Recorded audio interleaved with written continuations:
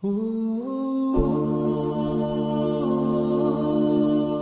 الله الرحمن الرحيم الحمد لله والصلاة والسلام على رسول الله أما بعد السلام عليكم ورحمة الله وبركاته hurmatli ustozlar va qarindoshlar bugungi axloq darsimizning temasi hayolik bo'lish to'g'risidagi ikkinchi dars Usmon radhiyallohu anhu sahobalarning orasida hayolik bo'lishda ulgu ko'rsatgan bir kuni Usmon radhiyallohu anhu payg'ambar alayhissalomning qishiga kirgan vaqtida payg'ambarimiz sallallohu alayhi vasallam kiyimlarini tuzlashtirib o'tgan sahobalar payg'ambar alayhissalomdan nima uchun qilganligini so'ragan vaqtida Usmon nayt bek hayoliq odam men o'zimning shu avvalgi holatimda tursam bu hayo qilib menga o'zining hayisini yetkazmaslikdan ansirdim deb javob bergan Muslim rivoyat qilgan hadis bo'lib hamda ayollar ularning tabiati hayoning ustiga qurilgan ayollarningki zinati go'zalligi hayo bilan bo'ladi hayo bo'lsa ayollar uchun ularni qo'g'daydigan qurg'on va aminlikni iborat Aysha onamiz shunday deydi ya Rasululloh agar qizbolaga to'y qilish rozilikni istagan vaqtida qizbola hayo qilib rivoj qanday qilmaymiz degan vaqtida payg'ambarimiz sallallohu alayhi vasallam qizbolaninki gap so'z qilmay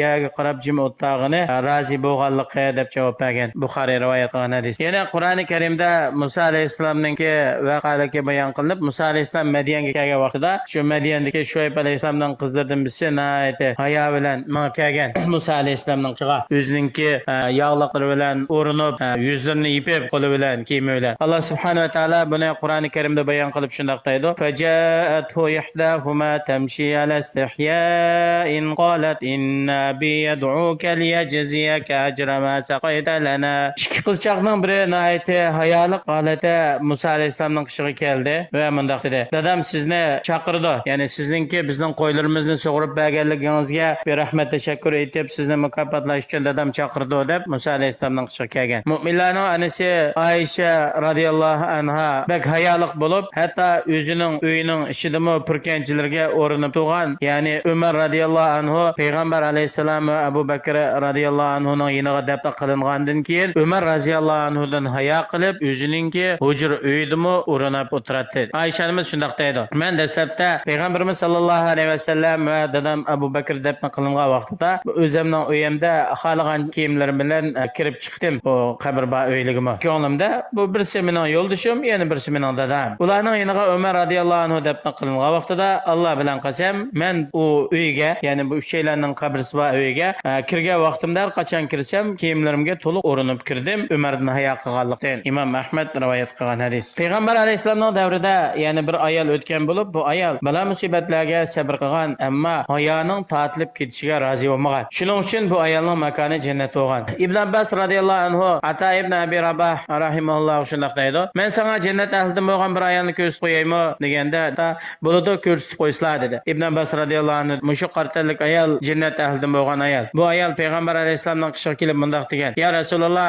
men bir hushimdan ketaman hushimdan ketsa badallarimning ba'zi taraflari ichilib qoladi men uchun Alloh bir duo qilgan bo'lsalar debdi payg'ambar alayhissalom ayolga agar xohlasangiz sabr qiling sizga jannat bor agar xohlasangiz Allohga duo qilay Alloh sizning bu kasalligingizdan shifolik ato qilsin deganda bu ayol dedi balki men sabr qilaman lekin ey Allohning payg'ambari men hushimdan ketsam ichilib qilishimdan ansirayman badallarimdan ichilib qilishdan Allohga bir duo qilsin hushimdan ketsam men bir ichilib qolmasam dedi payg'ambar alayhissalom bu ayolning haqqida duo qildi dedi Buxoriy Muslim rivoyat qilgan hadis bu hayo bo'lsa-mu hatto jahiliyat ahlidan ya'ni islom dini dunyoga kelgandan keyinmi ilgirki islomga kirishdan burungi jahiliyat ahlining ichida qolib qolgan isil axloqning biri edi buning sababi Abu Sufyonni Herakli ya'ni payg'ambarimiz sallallohu alayhi vasallam butun atrofdagi davlatninki rahbarlari podshohlariga maktub avatgan ya'ni ularni islom diniga da'vat qilib musulmon bo'lish to'g'risida maktub avatgan Herakliga maktub kelgan vaqtida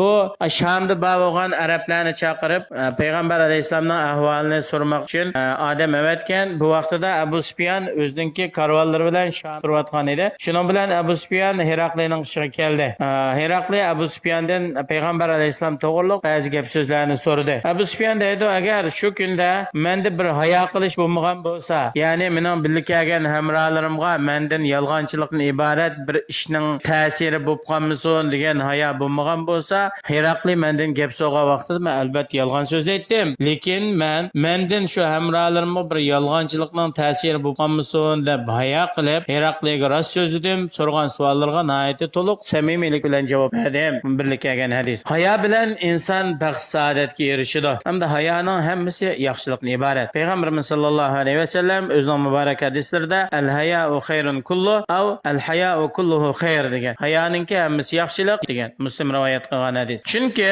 hayolik bo'lgan odamning oqibati yaxshilik bilan oxirlashadi. Bu odamga o'zining qilgan ishida pushaymon qiladigan, nadomat qiladigan ishlar bo'lmaydi. Shunga payg'ambarimiz sollallohu alayhi vasallam muborak hadislarda al-haya'u la ya'ti illa bi khayr. Hayo faqat yaxshilik elib keladi degan. Muslim rivoyat qilgan hadis. Ibn al-Qayyim rahimahulloh deydi, hayo degan hayotlik degan moddadan ilingan so'z bo'lib, ya'ni insonning qalbininki hayotligidan iborat bo'lgan moddadan ilingan. Unda bo'lgandan keyin bu hayo degan har qanday yaxshilikning asli. Insonda hayo ketib qoladi ekan, hayo bo'lmaydi ekan, bu odamda yaxshilikning hammasi ketib qoladi. Ya'ni hayosi bo'lmagan odamda yaxshilik bo'lmaydi. Ba'zi rivoyatlarda hayo bilan iymon bir-biriga juplangan, hayo bo'lmagan odamda iymon bo'lmaydi, iymon bo'lmagan odamda hayo bo'lmaydi deb bayon qilingan. Hamda hayoda bo'ladigan yaxshilikning kattalaridan inson o'zining nafsini hayolik bo'lgan vaqtida maqtalg'uchi go'zal ish harakatlarni qilishga ko'ndirdi. Pastkash, nachar ishlardan yiroq bo'lishga o'z nafsini o'zini ko'ndirdi. Inson naytbek hayolik bo'lgan vaqtida o'zininki yuz obro'yini saqlaydi, xatolikdan saqlanadi, go'zallikni taratadi. Hamda ahli sunna va jamoaning aqidasidan iymon degan qavlun, e'tiqodun va amalun. Iymon degan og'izda tasdiqlash, qalbida e'tiqod qilish, amaliy harakat bilan amal qilishning o'zi iymondan iborat bo'lib, hayo degan iymonning bir shaxsi. Bu to'g'rida payg'ambarimiz sollallohu alayhi vasallam degan iymon 70 necha yoki 60 necha shaxsi bo'lib, val haya'u shu'batun minal iymon. Hayo iymonning bir shaxsi degan. Muttafaqun alayh. Ibn Hibban rahimahulloh deydi, hayo iymonning qatoridan. Mu'min jannatda bo'ladi. Har qanday bir odamdan hayo tortilib ketadi ekan, hayo ko'tarilib ketadi ekan, bu odamdimi iymon ko'tarilib ketadi. Payg'ambarimiz sollallohu alayhi vasallam bir kuni bir yerdan o'tib ketib olsa, bir kishi ha deb o'zining qirindishini, sen bunda hayolik bo'lib kelsan, o'zingning rizqingni tepib yemaysan, haqqingni ololmaysan, odam degan bo'shroq hayolik bo'ldigan deb hayo qilganlik to'g'risida ayblayotganligini anglab qilib, qo'ygan uni. Hayo degan iymonning qatoridan, hayolik bo'lsa yaxshi bo'ladi deb u kishiga ta'lim berdi. Muttafaqun alayh. Alloh subhanahu va taolo insonning qalbini u qalbdan hayoni tortib o'tishni bakroq qattiq bir azobli bilan azoblamaydi. Ibn Umar deydi, hayo bilan iymon biz yuqorida so'zlab o'tganda qorina jamiyan bir-biri bilan nihoyat juplashtirilgan, ikkisining biri ko'tarilib ketsa, yana biri ko'tarilib ketadi. Shuning uchun inson har vaqt hayolik bo'lish kerak. Bo'libmi? Erlarmi hayolik bo'lish kerak, ayollarmi hayolik bo'lish kerak. Bo'libmi hozirgidek uchiqchilik, ya'ni ayollar o'zininki bir inson ekanligini yoki ayol ekanligini unutib qolgan. Bo'libmi Turkiyada yashayotgan qarindoshlarimiz hammalarni yaxshi bilamiz. Bu hozirgi vaqtlarda ko'chlarga qaraydigan bo'lsak, ya'ni bir qism, ya'ni ayollar bo'lib İstanbul jamiyatida men o'zimning ko'nglimni so'zlayman.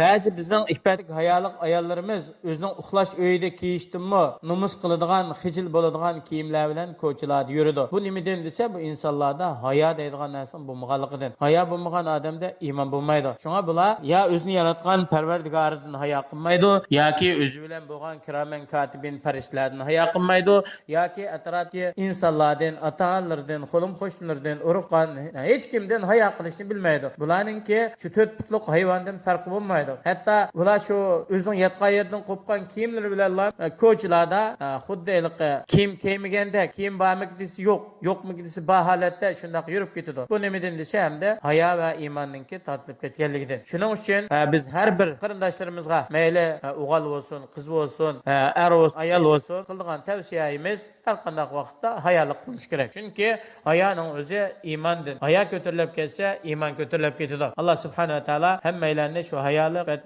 poklardan bo'lishga muyassar qilsin. Assalomu alaykum va rahmatullohi va barakatuh.